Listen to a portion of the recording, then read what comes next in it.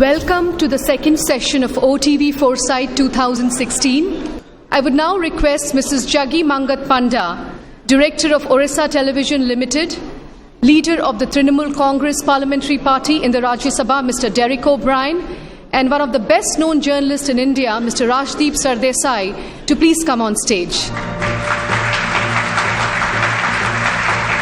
I would now invite Mr. Derek O'Brien to speak on the issue, national parties or regional parties, which is a lesser evil.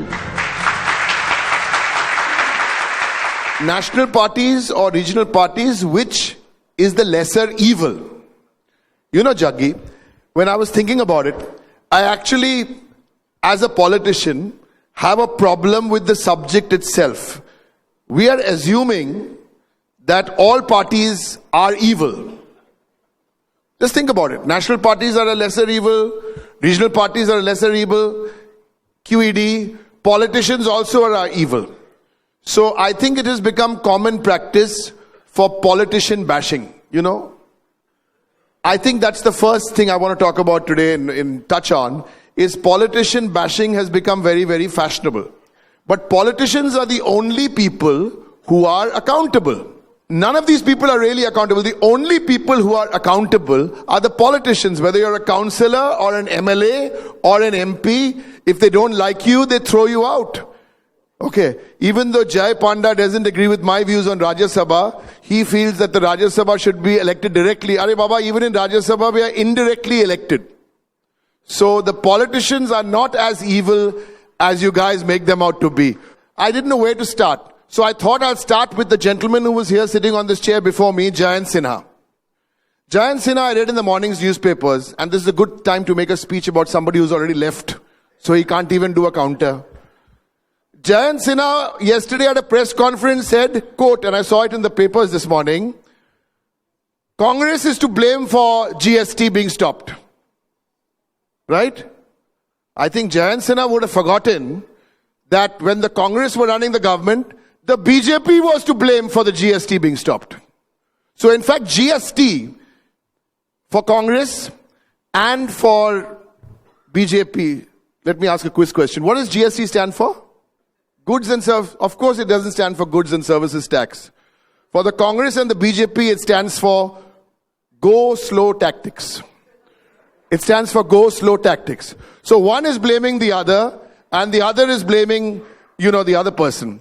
So actually the now you take another bill, like the juvenile justice bill. Now I'm not going into the content of the bill, whether you think someone between 16 and 18 committing a heinous crime like a rape, whether we should bring the age down from 18 to 16, or whether it should stay at 16 to 8, whether it should stay at 18. I'm not getting into the details of that, but eventually the bill got passed.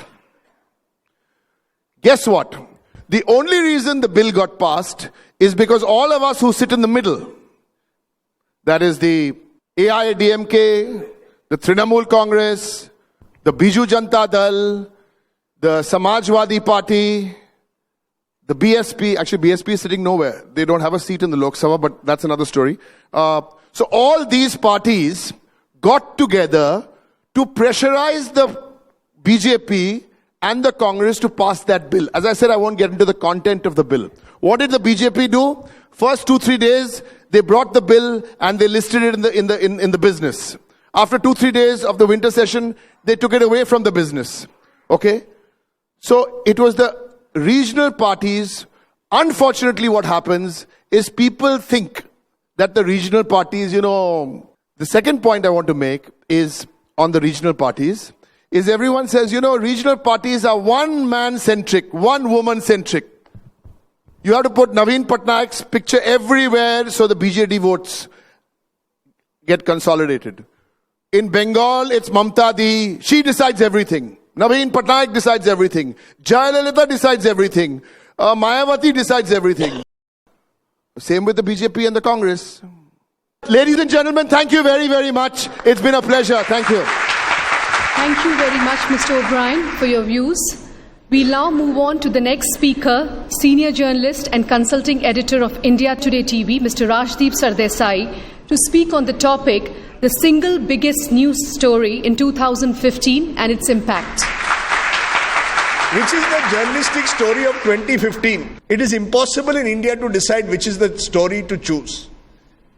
When you think of the stories that played out in 2015, there was this story of a media magnate. I'm not referring to Jaggi Panda, but I'm referring to Indrani Mukherjee. Maybe Indrani Mukherjee had an ambition at one time to be the next Jaggi Panda. Could not be. Now she finds herself in jail in Mumbai, accused of murdering her daughter. We in the media play the story as if it is and it is a great story, but we play it like it is some pot boiler. Every little incident. Indrani ne jail mein kya khaya? Indrani kahan ja rahi hai? Kaun tha Indrani ka pehla lover? We discover a husband. Channels which have never gone to Assam for months or years. When floods take place in Assam, national news channels don't go. But we go there to find Indrani's first husband.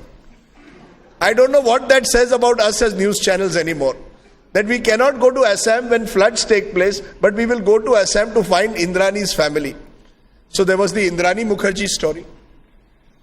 There was the story of what is being called the Award Wapsi and Intolerance campaign. Now this campaign in its own way has revealed all our intolerances. Because wherever you stand, whether pro-award, this is the only country where we had two campaigns. One was Award Wapsi campaign and one was anti-Award Wapsi campaign. And both of them marched to Rashtrapati Bhavan. Now, what kind of a bizarre country is this? Where if I as an individual give up my award, I have every right to do so. Then you are telling me, why have you given up your award? And a full-fledged debate starts between the two. And then the whole issue is there intolerance in the country? The fact is, the sad truth is, it started with the killing of an innocent man. A man was killed at the end of the day for an allegation of a rumor that he had stored beef in his house or in his fridge. That was the original cause of it. Now, it could well be that there was also a property dispute angle. It could well be that there were other angles. But the basic fact is, someone went to that village and from the top of the rooftop of that village said that Udke ghar mein beef hai. And I ask you this, and it's a simple question. Can what a person has or eats in his kitchen determine whether that person is national or anti-national? Is that the kind of India that we want? Do we want a country where you will decide what a person does in his kitchen is going to decide your nationalism? To my mind, if there was one story that reflected the utter shame that sometimes takes place in this country around us, it was that country, because that poor man at the end of the day, whose son is in the Air Force, is working was working in Chennai, is going to be dubbed anti-national because allegations are he has stored beef in his fridge.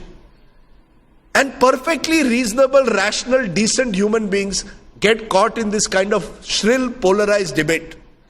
That is the kind of story India does not need to see. That is not the kind of India that we need to see or showcase to the rest of the world. We talk of an India moving to the 21st century. We talk of high growth rates, but we cannot resolve the basic matter of what can and what cannot a person eat in his comfort of his house. That story, to my mind, brought a sense of shame to me. There were other stories. An entire parliament session of Mr. Derek O'Brien and Mr. Jay Panda and others was closed down or was shut down. The monsoon session was washed out because of Lalit Modi. Please bring back Lalit Modi. Both sides, the Congress, which for 5 years was in power when Lalit Modi was holidaying in London, and the BJP were engaging in what I call Noora Kushti. Each one saying, you failed to bring Lalit Modi back. The strangest thing is, Lalit Modi is having a last laugh. I managed to track him down in Montenegro. He was having a nice glass of wine. He was sitting and here in India, where is Lalit Modi? India's most wanted. And an entire session of parliament is blocked over this man, who is enjoying himself in Montenegro. He's not Dawood Ibrahim who's in hiding. And yet our parliamentarians were engaging in a Noora Kushti, at the end of which an entire parliamentary session, monsoon session, was washed out, for which you and I as taxpayers are paying for Derek and Jay Panda to enjoy. In fact, the story of Shivraj Singh Chauhan and the Vyapam scam is another major story of 2015 which we should look at. People mysteriously disappear. Some die because a government exam, a Vyapam exam run by Madhya Pradesh government has been corrupted. Congress says Shivraj Singh Chauhan has done it. The fact is the Vyapam scheme has existed even when Digvijay Singh Ji was Chief Minister. But the biggest story of this year, to my mind, of 2015, frankly, is the story of agrarian distress, of what is happening in rural India today.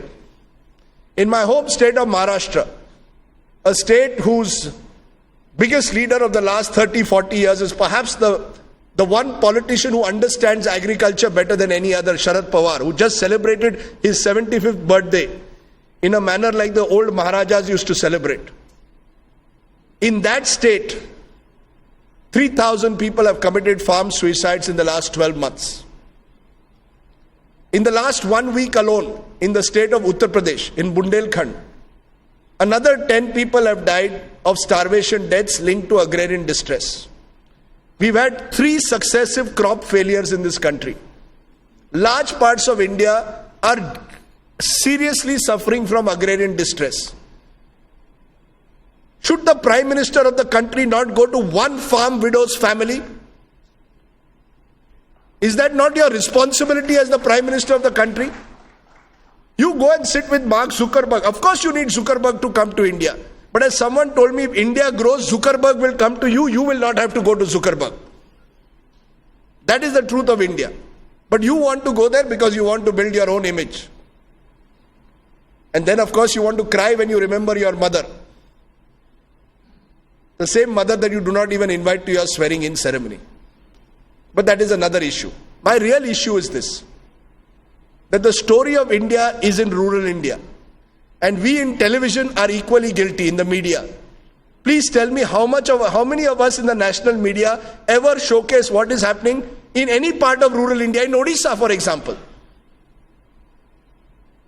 Do we ever even really showcase whether it is, in a way, whether it is corruption in Odisha, whether it is any positive story out of Odisha? Does it make the national headlines? Our national headlines today are obsessed with what happens in Delhi and Mumbai. Not even Chennai, as we saw when there were Chennai floods in 2015. There were Chennai floods in the first week of November 1st. It never registered on any national channel. Finally, when the water actually reached here, and even Jayalalitha looked like she was drowning, that is when we woke up. For 1 month, Chennai did not register. I remember I went there, people were angry. They said, you call yourself national channels? You should be ashamed of yourselves. And they're right. If there is small water logging in Noida and Delhi, it will be breaking news 24 hours. But if there is massive flooding across Tamil Nadu, it actually takes the water to reach this level for us to wake up to it. If there is a small fire in Connaught Place, it will be breaking news through the day. The tragedy is it will probably take 50 or 100 people to die in a state like Odisha for us to wake up to if there is a crisis here today.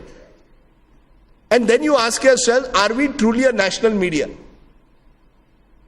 I mean, we can talk of all these stories. And then you ask yourself, what kind of journalism are we really doing?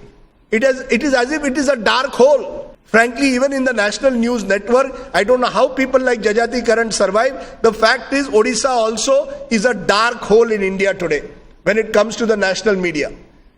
Which is why I say congratulations to OTV. The world has to change.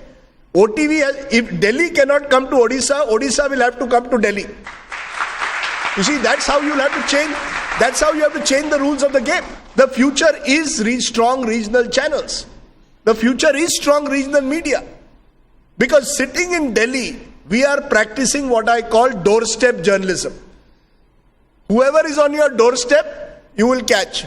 Arvind Kejriwal benefits from the fact that he is next to the OB vans. If the OB van is there, Arvind Kejriwal also realizes. So odd even scheme, every night you will see whether it's an interesting idea. It deserves to be covered. Question is of proportion. How much are we going to cover only of certain parts of the country? This country remains a great country not because of its netas or because of its leaders or because of its so-called national media. This country is a great country because of the changes that are taking place below. The most positive story I did last year, and a story which I think is a great Indian story, is of two brothers, sons of a stone cutter in a village near Lucknow. One of them was in the top 10 in the IIT list, JEE exam. The other was in the top 20. They would sit in front of a lamp in the nights. Their father was a stone cutter. They worked their way today. And I asked them, what do you want to do? He said, sir, I want to ensure that when I come out of IIT, every village of UP is electrified 24/7. I will work towards that. To my mind, the story of those two boys, the story of those sons of a stone cutter in India, is the great Indian story. And it is the reason why we must hope that India still is at the end of the day a 50-50 country. Yes, there is 50% which is our MPs who disrupt parliament, 50% is of corruption, 50% is of someone who rang up that person in Air India MD and got the pilots to change. But 50% of India lies in the hearts and the minds of those children of that stone cutter who are going to IIT Mumbai and who will make India a better place. Thank you very much. Thank you very much, Mr. O'Brien, Mr. Sardesai, and Mrs. Panda. We now come to the end of the second session.